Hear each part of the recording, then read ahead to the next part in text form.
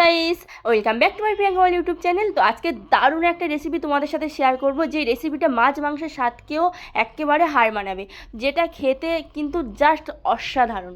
তো আজ আমি বানাবো সোয়াবিন। তো সোয়াবিন শুধু না, নিরামিষ সোয়াবিন। তো তোমরা অনেকেই ভাবতে পারো যে নিরামিষ সোয়াবিন কেমন লাগবে খেতে, কিন্তু তোমাদের কথাটা সম্পূর্ণ ভুল।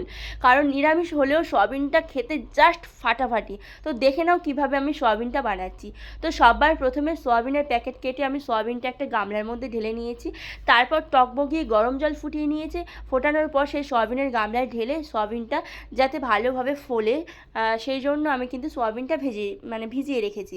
আর এখানে দেখো আমি নিয়ে নিয়েছি আলু একটা বড় সাইজের। তো আলুটাকে ভালো করে আমি ছুলে নেব। ছোলার পর আমি কিন্তু পিস পিস করে কাটবো।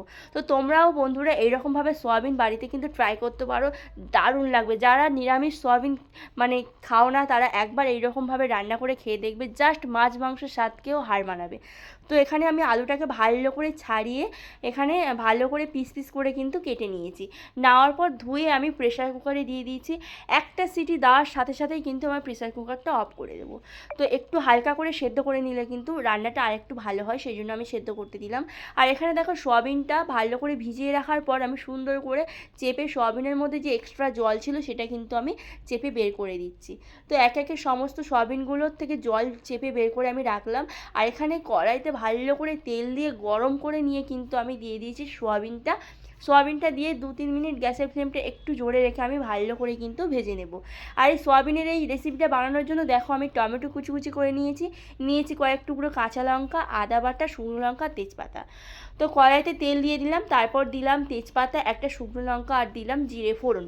দিয়ে সমস্ত ফোড়নটাকে একটুখানি ফ্রাই করার পর ফোড়ন থেকে যখন সুন্দর গন্ধ বেরোবে, তখন আমি দিয়ে দিলাম কুচিয়ে রাখা টমেটো। তো টমেটোর পরিমাণটা একটুখানি বেশিই দেবে, কারণ এইটা আমি একটু কষা কষা সোয়াবিন বানাবো। এটা কিন্তু খেতে জাস্ট অপূর্ব লাগবে গরম গরম ভাতের সাথে। তো যাই হোক, এখানে আমি টমেটোটা দিয়ে একটু নাড়াচাড়া করার পর গ্রেট করা আদাটা দিয়ে দিলাম। আদা দিয়ে কিন্তু ভালো করে নাড়াচাড়া করতে হবে, নইলে কিন্তু আদা তলায় বসে যাবে কড়াই। তো এই সময় আমি গ্যাসের ফ্লেমটা একটু কমিয়ে রেখে ভালো করে মশলাটা কষিয়ে নিলাম। আর দেখো একটুখানি আমি চিনি দিলাম। তো চিনি দিলে কালারটাও খুব সুন্দর আসবে, আর খেতেও কিন্তু খুব টেস্টি হবে। তো চিনি দেওয়ার পর দেখো কত সুন্দর কালার চলে এসছে। আর তারপর আমি দিয়ে দিলাম লঙ্কার গুঁড়ো, হলুদ গুঁড়ো আর জিরের গুঁড়ো দিয়ে মশলাটাকে ভালো করে কষিয়ে নেব। তো মশলাটা এখন পুরোপুরিভাবে রেডি। তারপর দেখো সেদ্ধ করা আলুগুলো আমি দিয়ে দিলাম। তো আলুগুলো এমনভাবে সেদ্ধ করেছি, খুব বেশিও সেদ্ধ হয়নি, খুব কমও সেদ্ধ হয়নি, একদম পারফেক্ট সেদ্ধ হয়েছে। তো তোমরাও প্রেসার কুকারে এইরকম আলু একটার বেশি সেদ্ধ করবে না, তাহলে কিন্তু একেবারে গলে যেতে পারে। তো আলু দিয়ে আমি ভালো করে কষিয়ে নিচ্ছি। দেখো কি সুন্দর তেল ছেড়ে দিয়েছে।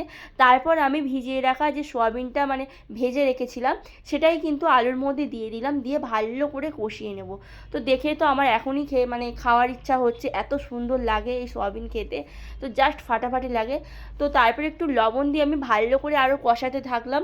প্রায় 2-3 মিনিট ধরে এরকম কষানোর পর কিন্তু আমি জল অ্যাড করব। একেবারে জলটা কমিয়ে নিয়ে তারপরে জল দেব। তো এখানে আমি অল্প পরিমাণে একটু জল দিয়েছি, যেহেতু এটা একটু মাখা মাখা তরকারি বানাবো। তো প্রচণ্ড গরমের জন্য দেখো রান্না করতে করতে আমি দোকান থেকে পেপসি নিয়ে চলে আসলাম। তো পেপসি খেতে খুব ভালো লাগে এই গরমের সময়, তো ঠান্ডা হলে আর কোনো কথাই হবে না। আর এখানে দেখো আমি তরকারির মধ্যে জল দিয়ে একটুখানি খুন্তি দিয়ে কিন্তু নাড়াচাড়া করে দিচ্ছি। আর দিয়ে দেবো কয়েক টুকরো কাঁচা লঙ্কা চিড়ে। কাঁচা লঙ্কা দিলে কিন্তু সেন্টটা খুব ভালো আসে। আর দেখো তরকারিটা কিন্তু ফুটে গিয়েছে। তো আলু সয়াবিনের এই তরকারির মধ্যে আমি দিয়ে দেবো একটুখানি ঘি। তো 1 চামচ ঘি দিলে ফ্লেভারটাও খুব সুন্দর আসে, আর খেতে কিন্তু খুবই টেস্টি হয়। তো তোমরাও গরম গরম ভাতের সাথে যখন আলু সয়াবিন রান্না করবে, তখন কিন্তু এইরকমভাবে ঘি দিয়ে নামাবে, খেতে কিন্তু জাস্ট অপূর্ব লাগবে। আর এখানে দেখো সবার শেষে আমি দিয়ে দিলাম গরম মশলার গুঁড়ো।